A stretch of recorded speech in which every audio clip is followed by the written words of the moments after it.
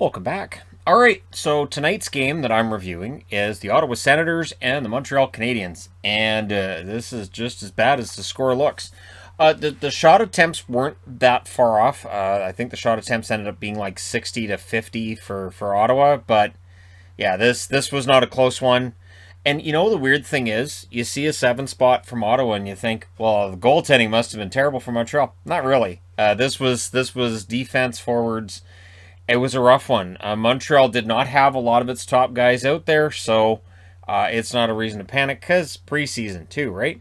But if you're a Sens fan and you want to be excited about the young players, I gotta say I'm right there with you right now. That was a fun game to watch. So it was Allen versus Murray, and this is where the preseason isn't important. However, it is. Matt Murray needs to have his confidence up. I've done videos on Matt Murray back when he was with the Penguins, and how when he's confident, he's rolling, he can be really good. When his confidence is shaky, it is bad. And that's not that uncommon in the NHL. Sokolov had a shot saved by Allen. First shot of the game, which was about 2.5 minutes in, so it looked like it might be a slow game. I had no idea. Murray then robbed Evans on a fast break, which immediately followed it. Now, Sami Niku has a net drive that was stopped. But because he has the net drive, that leaves it so they're vulnerable to a 2-on-1 the other way, which is what happens. And Austin Watson opens the scoring from Pinto and Paul at 3:59. And it was only the second shot of the game on Jake Allen. And Niku's pinch, I thought, took him out of position. Formatting then, with a couple of good looks, as the Sens press. But it's 1-0 Ottawa, and I don't think I can praise Shane Pinto enough. I think he's a really good player. If he doesn't make this team, I have some questions. Murray then denied an Armia chance, in that Armia was coming in on a loose puck, and Murray came out and played it away. Sens rushed the other way. The shots were 4-2 in favor of Ottawa 7 minutes in, so they were definitely on it right out of the gate. Zaitsev had a shot deflect to the post, but it stays out. The Habs pressed at 8.5 minutes. Fairbrother fires one wide. I can't deny I wanted to write Fairbrother's name on the board. I think it's a great name. So there's that. Shots were 7-4 in favor of the Sens halfway through. So they're still getting the lion's share of opportunities here. Allen making some key saves to keep it 1-0. Shabbat had a shot that was saved with a crowd in front. The Sens were definitely the sharper team to this point. Harvey Pinard was denied by Murray. I don't think Harvey Pinard's going to make the team, but based on how he played tonight, he should get a call-up at some point this year. Drouin had a centering pass that was cleared. The Habs press. Pinto flew down the ice. The Habs would fly back, however, and it ends up in the back of Ottawa's net. So it was Belzile scoring from Weidman and Drouin at 14:35, and it felt like the play was evening out.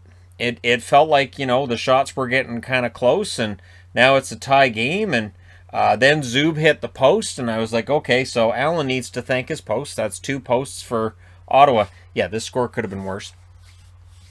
So, Formenton fires one wide. However, he would get the goal not long after. He scores from Zub and Norris at 16:14.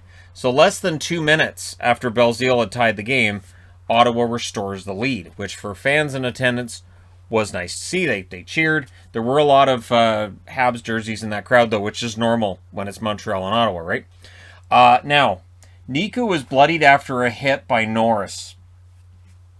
He was hitting the numbers on the boards. Should have been a penalty, absolutely. I don't think it was a vicious hit by Norris, but it's cross-check. It's a boarding call. It's got to be something. Niku, as I said, bloodied after, and he would exit the game and doesn't come back. The concern you have to have is when a guy hits the boards like that, is a concussion, right? And of course, with Niku's luck, right? So the Habs get a power play, but it's not for the hit into the boards. The power play was for roughing that happened in a scrum after that play took place. The Habs power play, though, couldn't set up, and then with 47.2 seconds left, the Senators get their turn on the power play. Batherson at a net drive hits the side of the net before the period's out. So after one period, it is 2-1 in favor of Ottawa. Second period, and this is the period that made me wonder, am I going to need a second board for a preseason game? That'd be ridiculous.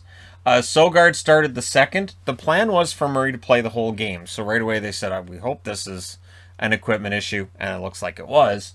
Post for Batherson. 3 shots in that entire power play that was for the end of the first and start of the second, but the Habs kill it off. However, not long after that power play ends, Paul gets a goal from Pinto at 1:29. Nick Paul was all over the ice tonight. He was everywhere. Nick Paul's a player that really impressed me last year and continues to do so going into this season.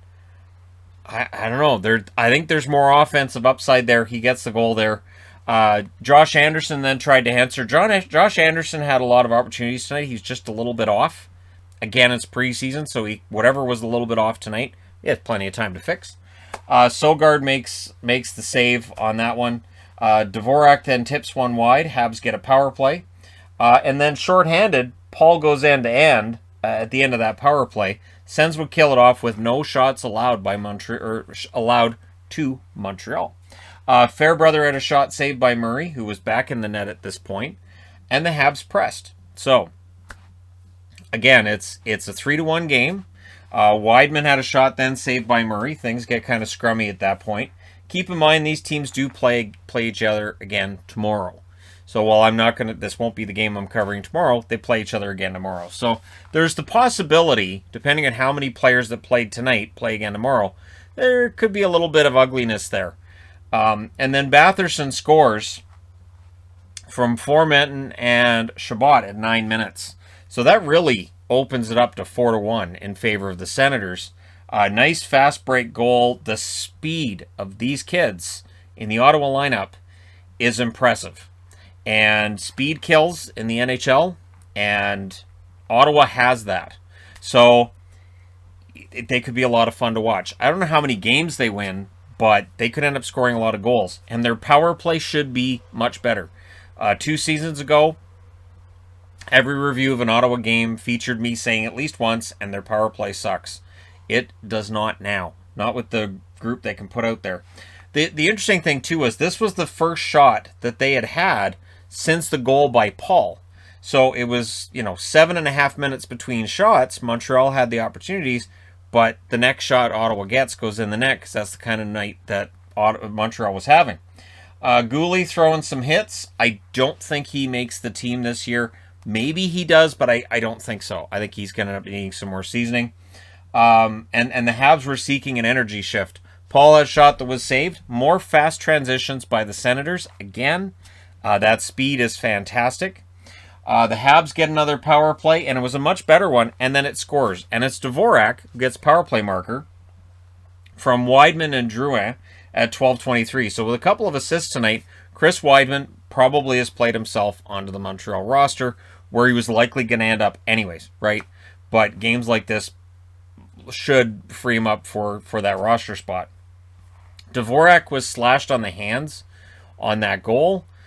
I believe it was a slash. They weren't sure if it was a slash or a puck, but in the third they kept talking about a slash, so I guess it was the slash.